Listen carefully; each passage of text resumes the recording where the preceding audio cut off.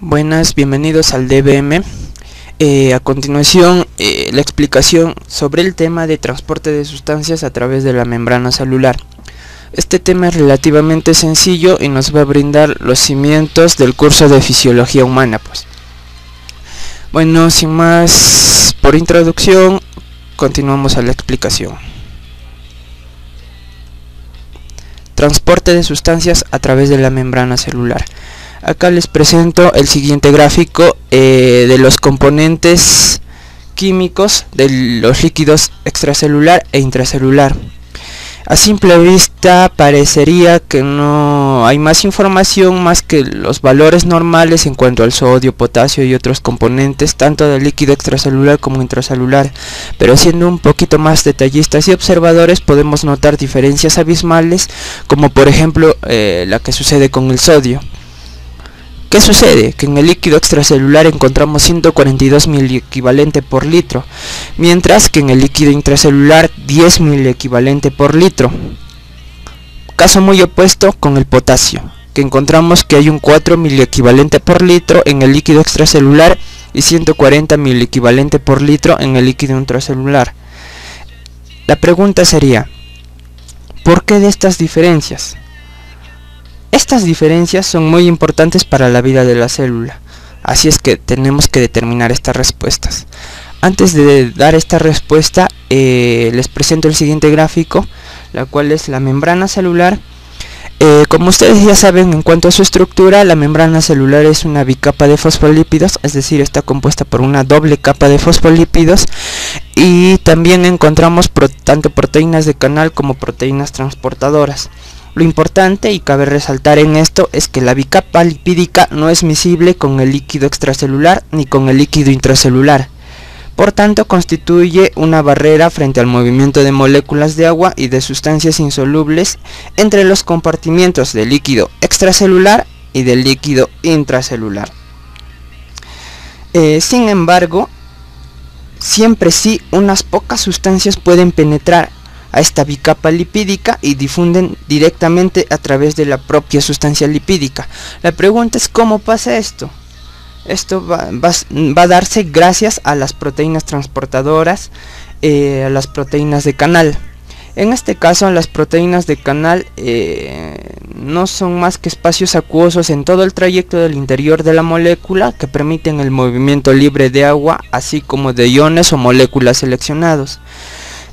Por otro lado, las proteínas transportadoras se van a unir a las moléculas o iones que se van a transportar, dando cambios conformacionales. Ahí, ojo, con la palabra conformacionales. Más adelante la explicaremos detalladamente por qué se da estos cambios conformacionales y más aún, a qué se refiere y cómo actúan. A continuación podemos ver un esquema de todo en cuanto a lo que es transporte de sustancias a través de la membrana celular. Como ustedes ya sabrán por sus conocimientos en biología, básicamente esta presentación está orientada para el curso de fisiología. En el curso de fisiología involucra la unión del curso de biología, biología celular y molecular, de bioquímica, entre otros. Pero a modo de repaso y de recordar, ¿no? En biología, en toda facultad de medicina se estudió acerca del transporte de sustancias a través de la membrana, pero desde el punto de vista de qué significa.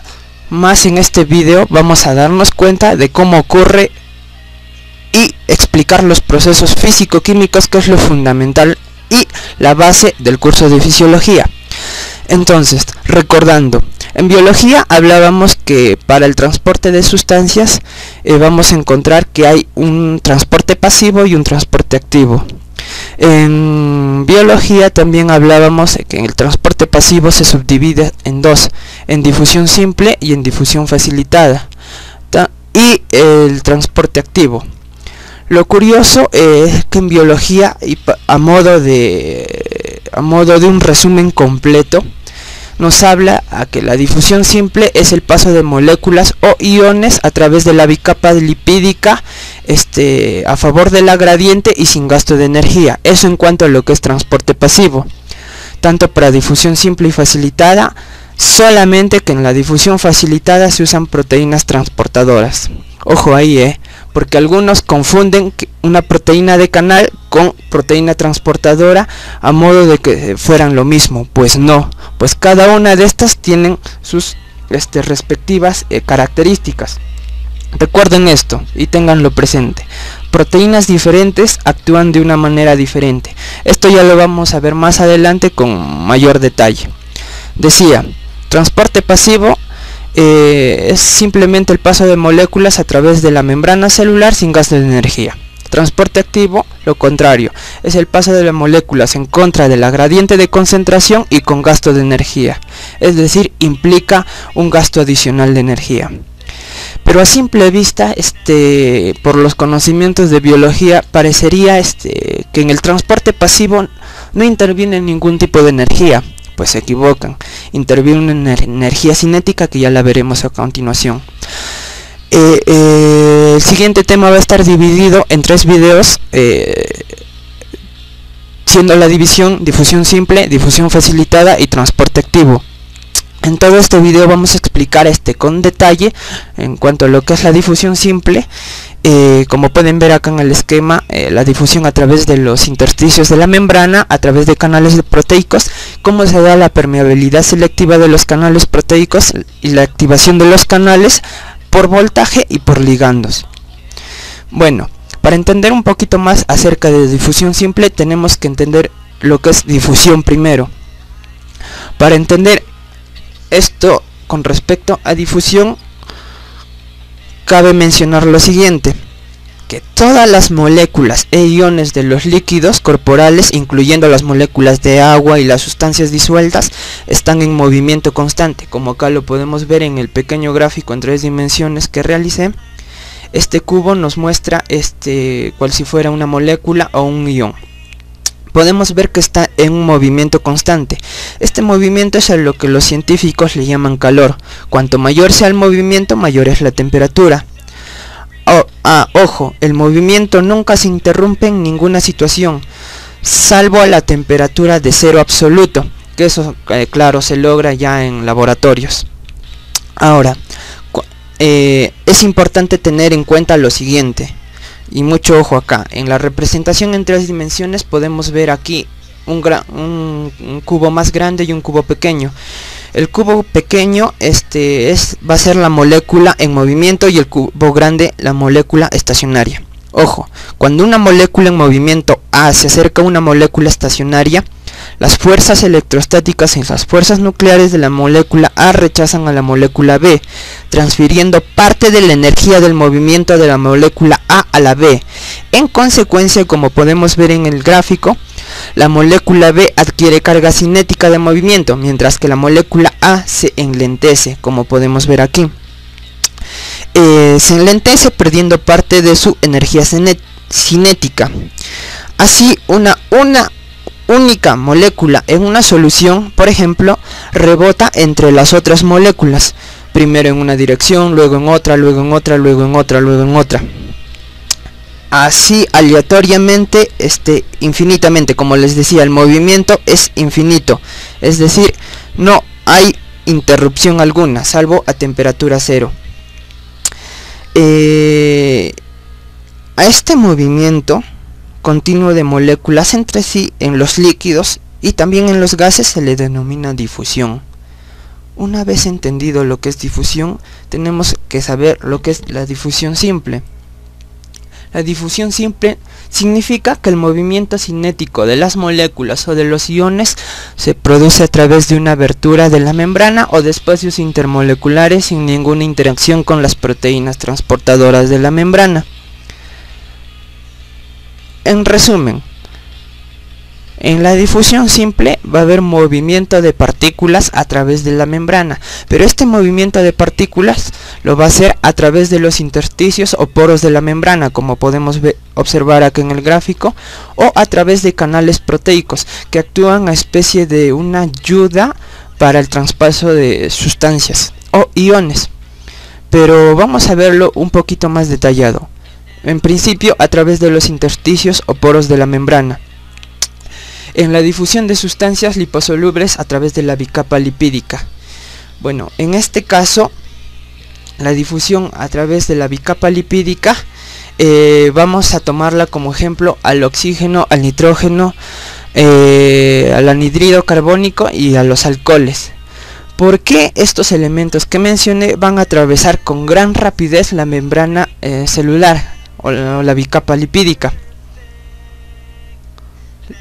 La van a realizar con gran facilidad gracias a una característica, la liposolubilidad. ¿Pero qué es la liposolubilidad? Son sustancias solubles en grasas. La solubilidad es una medida de la capacidad de una determinada sustancia para disolverse en otra. La sustancia que se disuelve se denomina soluto y la sustancia donde se disuelve el soluto se llama solvente. El carácter polar, ojo aquí, el carácter polar y apolar de la sustancia influye mucho. Debido a este carácter será más o menos soluble. ¿Qué nos indica esto? Acá les puse en azul lo siguiente, que la velocidad de difusión es directamente proporcional a la liposolubilidad. Entonces, para que una molécula o un ion difunda a través de la bicapa lipídica con gran velocidad, es importante que sea liposoluble. Y ojo aquí, a mayor sea la liposolubilidad de esta sustancia, de esta molécula o de este ion, mayor será la velocidad de difusión para la membrana celular. Nota: esta velocidad de difusión viene determinada por la cantidad de sustancia disponible, la velocidad del movimiento cinético y el número y el tamaño de las aberturas de la membrana a través de las cuales se van a mover las moléculas iones. Siguiente, la difusión del agua y de otras moléculas de canales proteicos. Como les decía, en la difusión simple actúan dos: a través de la membrana de intersticios o poros de la membrana o a través de canales proteicos. En cuanto a la difusión de agua y de otras moléculas a través de los canales proteicos, cabe mencionar que aunque el agua es muy insoluble en los lípidos de la membrana, pasa rápidamente. ¿Por qué? Porque va a pasar a través de una proteína de canal o un canal proteico, como quieran llamarlo. Ojo, la rapidez con la que las moléculas de agua se pueden mover a través de la mayor parte de las membranas celulares es sorprendente. La relación durante cada segundo es 100 veces mayor que el volumen del propio eritrocito. Por ejemplo, cuando el agua va a atravesar a través del eritrocito, esta velocidad es de 100 veces mayor que el volumen del propio eritrocito. Esto se logra gracias a una proteína de canal. Y podemos ver que hay una diferencia con los intersticios o poros de la membrana. A su vez, otras moléculas pueden pasar a través de la membrana, como les decía, a través de una proteína de canal, como lo vemos acá, tanto del medio extracelular al intracelular o viceversa. Y tomando como un ejemplo el eritrocito, en la cual la velocidad de difusión, como les decía, gracias a una proteína de canal, es muy rápida. Esto se debe, ya más adelante lo hablaremos, a las acuaporinas, las cuales son canales de agua que permiten el rápido paso a través de las membranas celulares, pero impiden el de otras sustancias. En un inicio les decía lo siguiente, que proteínas diferentes actúan de una manera diferente, y esto es porque cada proteína va a tener sus propias características. Ahora, ya sabemos la difusión de las moléculas en cuanto es a través de los intersticios o poros de las membranas, y en cuanto es a lo que es a través de los canales proteicos. Pero he aquí el corazón de lo que se refieren en cuanto a difusión simple, lo cual es la permeabilidad selectiva de los canales proteicos. Por el nombre ya estamos entendiendo que hay una permeabilidad selectiva, es decir, que estos canales proteicos van a seleccionar qué sustancias, qué moléculas, qué iones van a pasar por su canal, permitiendo el paso de sustancias a través de la membrana, pero inhibiendo el de otras. ¿Cómo se da esto? A continuación lo vamos a ver. Para la permeabilidad selectiva de los canales proteicos hay que tener en cuenta las siguientes características: el diámetro, la forma, la naturaleza de las cargas eléctricas y los enlaces químicos. Todos ellos están situados a lo largo de las superficies internas. Es decir, para entender un poquito más, en cuanto al diámetro, una proteína de canal o un canal proteico, como quieran llamarlo, va a tener cierta medida. Por ejemplo, en cuanto al canal de sodio, solamente mide 0,3 por 0,5 nanómetros de diámetro. Y si nos referimos al potasio, una molécula de potasio es mayor que la del sodio en cuanto a sus diámetros moleculares. Es decir, una molécula de potasio no podrá ingresar a través de un canal proteico o una proteína de canal de sodio. ¿Por qué? Porque uno va a intervenir el diámetro de esta compuerta. A su vez, la forma de la proteína también de canal tiene que ver mucho, tanto como la naturaleza de las cargas eléctricas y de los enlaces químicos que aquí incurran. Pero para entender un poquito mejor esto, vamos a explicar cómo es un canal, y para ser más específico, cómo es una proteína de canal, cómo es una proteína de canal de potasio. Acá en el siguiente gráfico podemos ver a la membrana celular, a la bicapa lipídica. Esto es una proteína de canal cuya compuerta está cerrada. Esto es el gráfico del potasio. Para entenderlo, preparé el siguiente esquema en tres dimensiones. Luego lo vamos a ver en 2 dimensiones, la cual les va a dar una idea mejor y más detallada en cuanto a la conformación, a la estructura de un canal, para ser más precisos, de un canal de potasio. Bueno, los canales de potasio permiten el paso de iones de potasio a través de la membrana con una facilidad aproximada de 1000 veces mayor que para el paso de iones de sodio. Como les decía, una molécula de sodio una molécula de potasio es mayor que una molécula de sodio en cuanto a sus diámetros moleculares. Pero ¿cuál es el mecanismo de selectividad de iones? Para explicar, veamos. En principio, un canal de potasio tiene una estructura tetramérica, es decir, consistente en 4 subunidades, como los podemos ver aquí, 4 subunidades proteicas idénticas que rodean a un poro central. Vamos a verlo con la animación en 3D.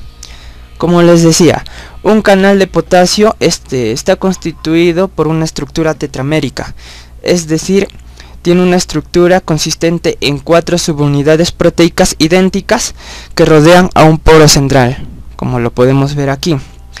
En este poro central, en la parte superior del poro del canal, se distribuyen bucles de poro.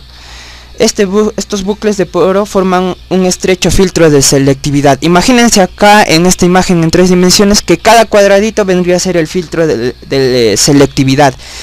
Estos cuadraditos, es decir, este filtro de selectividad va a estar revestida por oxígenos de carbonilo. Ahora, acá viene lo interesante. Cuando los iones de potasio hidratados entran al filtro de selectividad, interaccionan con los oxígenos de carbonilo y envuelven la mayoría de moléculas de agua ligados, deshidratando a los iones de potasio, lo que permite que estos iones de potasio atraviesen este filtro de selectividad y pasen a través del canal. Esto, sin embargo, estos oxígenos de carbonilo, están demasiado separados para permitir su interacción con los iones de sodio, por lo que son excluidos para el filtro de selectividad y no pueden pasar por el poro. En resumen, Esta es la estructura de un canal de potasio. Les decía que está conformado por 4 subunidades proteicas idénticas que rodean a un poro central, en cuyo poro central hay un filtro de selectividad. Este filtro de selectividad está revisto por oxígenos de carbonilo. Estos oxígenos de carbonilo van a deshidratar a la molécula de potasio, quitándole el agua y dejando que las moléculas de potasio lo atraviesen. Esta característica del canal de potasio va a ser solamente seleccionar las moléculas de potasio y no las de sodio. ¿Por qué? Justamente por los oxígenos de carbonilo que interactúan con las moléculas de sodio. Para ver un poquito más y entender, acá en el siguiente gráfico, el cual lo saqué del libro de Fisiología Médica de Guyton y Hall, el cual es un libro de fisiología muy leído, nos explica un poquito más acerca de la estructura de un canal de potasio. Como les decía, está compuesta por 4 subunidades proteicas. Bueno, en este caso vemos solamente 2, y en la parte superior del poro del canal se distribuyen los bucles de poro, como los podemos ver aquí. Estos bucles de poro van a estar revistos por lo que es vamos a encontrar el filtro de selectividad, los cuales están revistos por oxígenos de carbonilo, los cuales van a interaccionar con el ion potasio. Esta característica nos va a permitir el paso solamente de iones potasio y no las de sodio. De esta forma podemos entender un poquito de cómo la membrana celular va a ser más selectiva, específicamente cómo los canales proteicos son selectivos. Por otro lado, tenemos al canal sodio. El canal sodio, como podemos ver en el siguiente gráfico, mide en realidad la abertura de 0,3 a 0,5 nanómetros de diámetro. Es muy pequeño. Las superficies internas de este canal, ojo, esto es la clave para entender la estructura de un canal de sodio, que las superficies internas de este canal están revestidos con aminoácidos que tienen una carga intensamente negativa, lo cual genera que puedan arrastrar pequeños iones de sodio deshidratados al interior del canal proteico, generando la separación de los iones de sodio de las moléculas de agua que los hidratan. Pero lo importante acá, y regresamos a nuestro gráfico central, es, ya sabemos cómo los canales proteicos van a seleccionar a determinadas moléculas, iones, entre otros. Van a seleccionarlos gracias a las características propias de cada canal, propias para cada sustancia o molécula. Pero estos canales proteicos o proteínas de canal tienen que activarse, es decir, que la abertura, la entrada, no siempre va a estar abierta, como también no siempre va a estar cerrada. Más la pregunta ahora sería, ¿cómo se activa? ¿Cómo se cierra? ¿Cómo se abre? Para esto regresamos al gráfico para entender un poquito mejor. En cuanto a la activación por voltaje, que es uno de los mecanismos para abrir las compuertas y cerrar las compuertas. En la activación por voltaje, la conformación molecular de la compuerta o de sus enlaces químicos va a responder al potencial eléctrico que se establece a través de la membrana celular. Es decir, cuando en el interior de la membrana o del canal proteico pierde su carga negativa, como podemos ver aquí, a una carga positiva, se abrirá el canal. Más, cuando continúen negativas, permanecerán cerradas.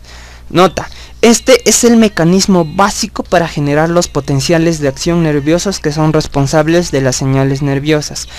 Este tema en cuanto a potenciales de acción es un tema un poco más amplio, más completo.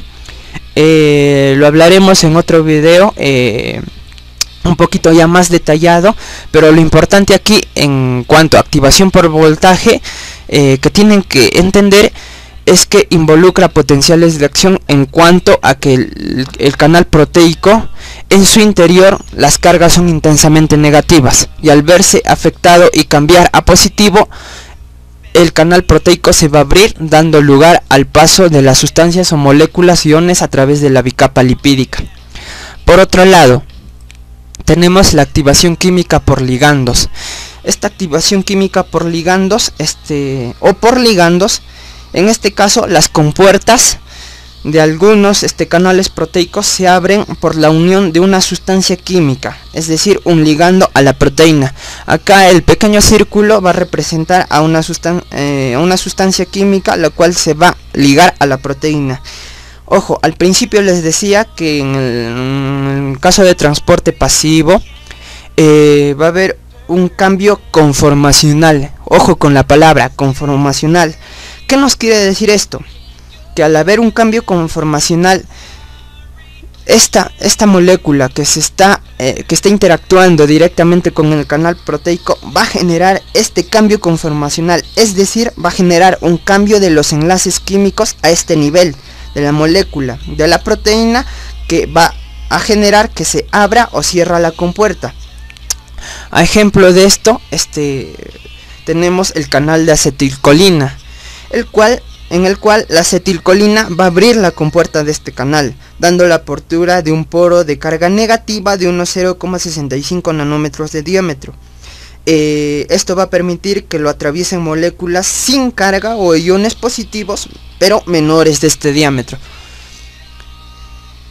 A modo de resumen, activación de los canales proteicos se da por voltaje y por ligandos. Por voltaje, cuando en el interior de la proteína de canal tiene una carga intensamente activa y entra a tallar los potenciales de acción, transformando esta carga intensamente negativa a positiva, generando que el canal proteico se abra, como lo vimos en el gráfico siguiente. Ahora, la activación de canales pero por ligandos. Esto se da gracias a la activación química cuando una sustancia entra en interacción con una proteína de canal, generando un cambio conformacional, es decir, un cambio químico a este nivel, generando que la compuerta se abra y las sustancias pasen. Ojo, siempre teniendo en cuenta el diámetro, la forma, como lo decíamos aquí, el diámetro, la forma, la naturaleza de las cargas eléctricas y los enlaces químicos. Bueno, sin más que explicar, muchas gracias. Nos vamos a ver en el próximo video, en el cual hablaré un poquito de difusión facilitada en cuanto a la velocidad neta de difusión y todo lo que pueden ver acá en el siguiente gráfico. De por sí les recomiendo ya que vayan echando una ojeada a estos temas, como para que la explicación se les haga un poquito más fácil. Bueno, gracias.